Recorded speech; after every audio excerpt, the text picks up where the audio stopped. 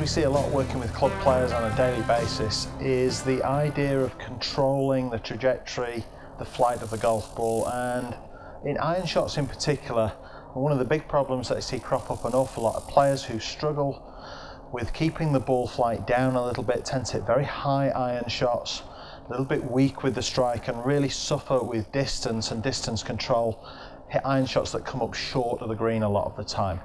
Now when we use tools like Flight Scope, what we see in this instance is invariably a dynamic loft which is too high. So let me explain that. Dynamic loft is different from what I call static loft or starting loft. So I have in my hands here a 7-iron which has around 32 degrees of loft on it when I just sit it in its normal position. One of the key rules of good ball striking is that when we arrive at impact, we're looking to deliver less loft at impact than we started with, and the loft at impact is measured and called dynamic loft. So the rule of thumb is that the loft at impact should always be less than the loft at address, and that is controlled through certain motions in the golf swing, which we're going to look at in just a moment.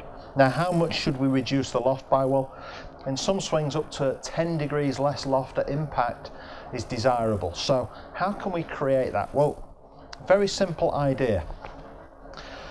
To hit good functional solid golf shots, one of the rules that I tend to look towards is the idea of standing on the correct leg at the correct time.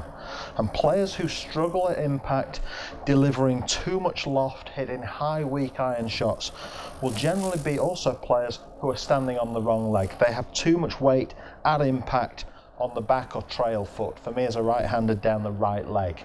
So if you're a player who's trying to lift the ball, help the ball up in the air, you're worried about delivering the club face onto the ball and getting it off the ground, there's a good chance that you're standing on the wrong leg at impact. And for a right-handed player, I'm looking to try at impact to get left, and to get left early in the downswing.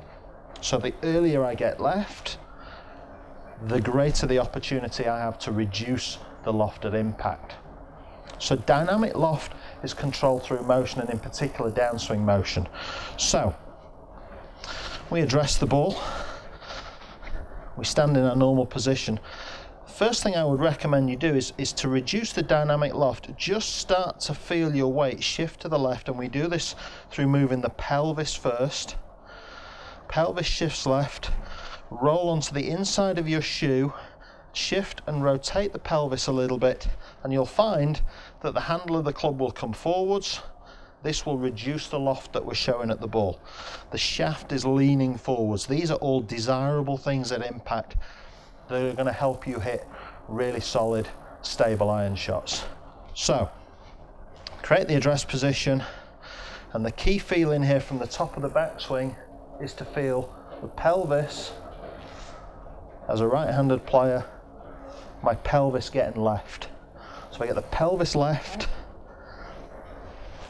I have an opportunity to reduce the dynamic loft at impact. So take this thought out to the golf course, take this into your practice. In our Friday drill section, we're going to show you some drills that can really help this.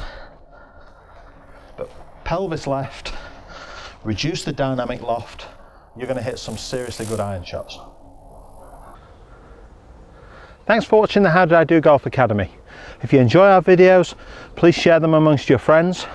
Don't forget to subscribe to the YouTube channel, that way you'll get to see all our latest footage first. And for questions and comments, join our Facebook page or follow us on Twitter, HDiD Golf Academy. We look forward to seeing you next time.